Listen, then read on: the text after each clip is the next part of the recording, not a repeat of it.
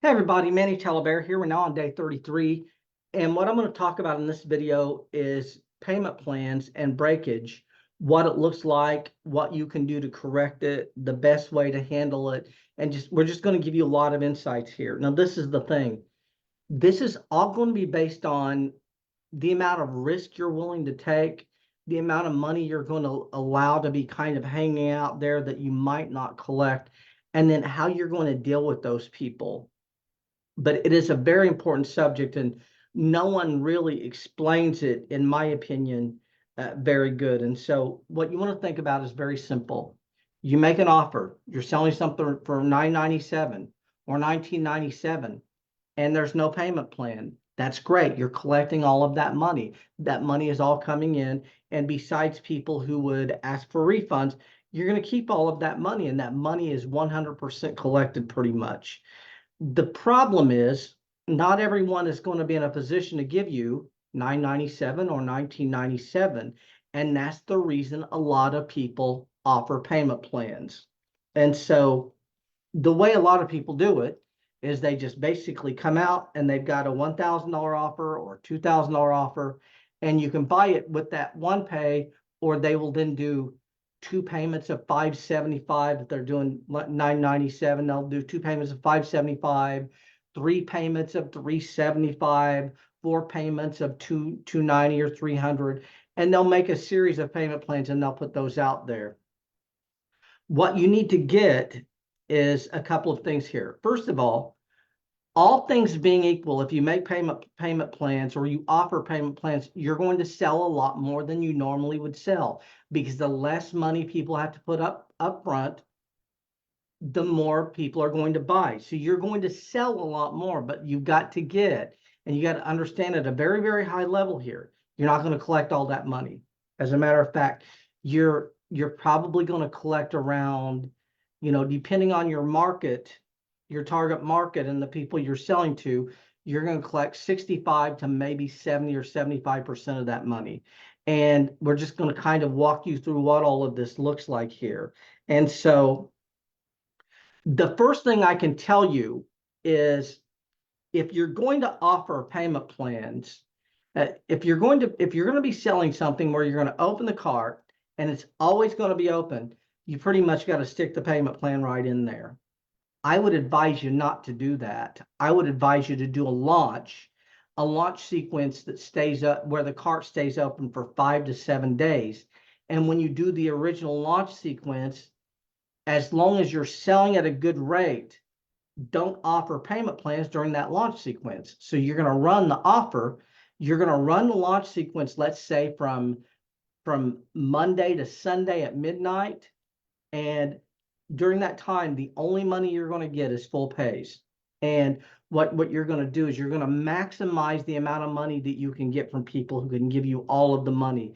The problem with offering a payment plan all the time is a much larger percentage of your people are going to take you up on the payment plan, and then you're not going to collect all of that money. And so my advice, rather than having the payment plan right there all the time, what you should do is run your offer, close your offer, and once you've closed your offer, you can go back and offer a payment plan to the people who could not get in.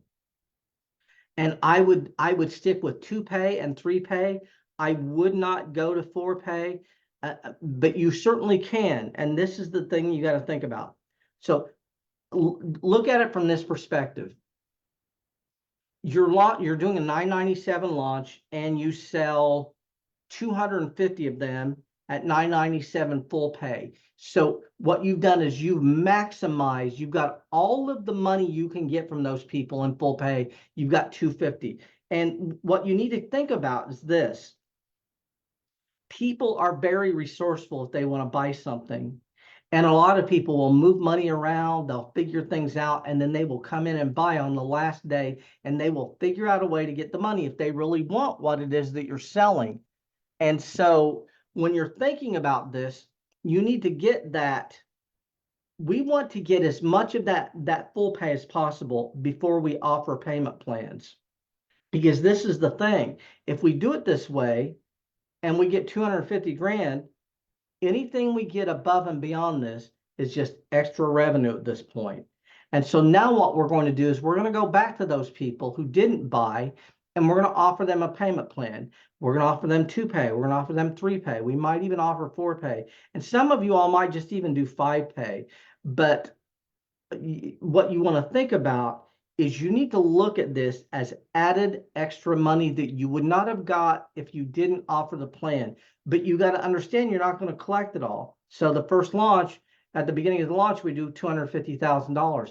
You might sell another $400,000 worth of courses on payments, but you're not going to collect all that money. So you got to know that if you sell on payments, you're going to have a percentage that's going to come in on day one. And then each time there's a payment due, you're going to have what in our industry is known as breakage. And breakage happens for two reasons. First reason it happens is because the card expires. The second reason it happens is because people don't have the money on the credit card or in their bank to cover the second or third or fourth payment. And so what you also want to keep in mind is the further out you go in payments, the more breakage you're going to have. And so if you do 2 payments, you're going to have one group of people who won't pay all of it. But if you have 3 payments, you're going to have breakage on the second payment and breakage on the third payment. And then if you have 4 payments, you'll have also people who don't pay the fourth payment. But when you're doing that, you're also collecting more of the money. The question now is, what are you going to do to rectify the situation of the people who don't complete the arrangement? And that's something you got to think about. And I can tell you, for me, I think it's a mistake to just kick them out of the group and kick them out of the product. I think it's a huge mistake to do that. First of all, you've collected anywhere from 250 if you're doing 275 if you're doing 4-pay, to $500 or $600 if you're doing 2-pay. And you've got that money, it's in the bank, it's in your pocket, it's your money. If you kick people out of things, if you remove people because they didn't pay all the money, what they're going to immediately do is just file a chargeback on you or ask for a refund because they paid for something and now they no longer have access to it. And so you got to decide how comfortable you are knowing you're not going to get all the money, and then how you're going to rectify that. Are you going to hire someone who's going to get on the phone and call all these people if the card was declined because the expiration date expired or they didn't have the money in the account? The likelihood of collecting that money if they didn't have the money in the account is going to be low. That's what you've got to get.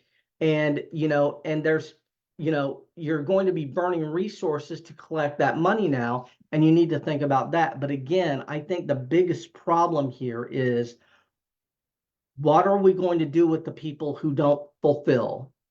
And like I said, if you kick them out of the group, if you kick them out of the product, if you no longer treat them like they're buyers, they're in most cases going to ask for a refund.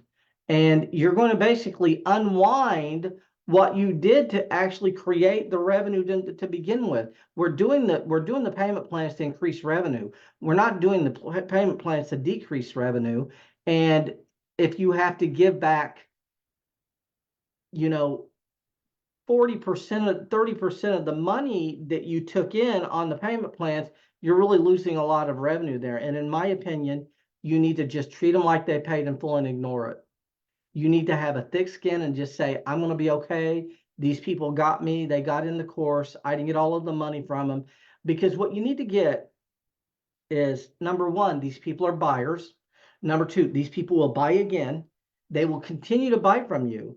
And they are not unhappy with you. And they will feel like that they won because they got it for a smaller price than what other people paid. But like I said, I just think that by going in and kicking people out, you create a customer service problem that you wouldn't have had otherwise, and I wouldn't do that. And so you can put someone in charge of collecting the money if it's a big enough number, but it's something you got to think about.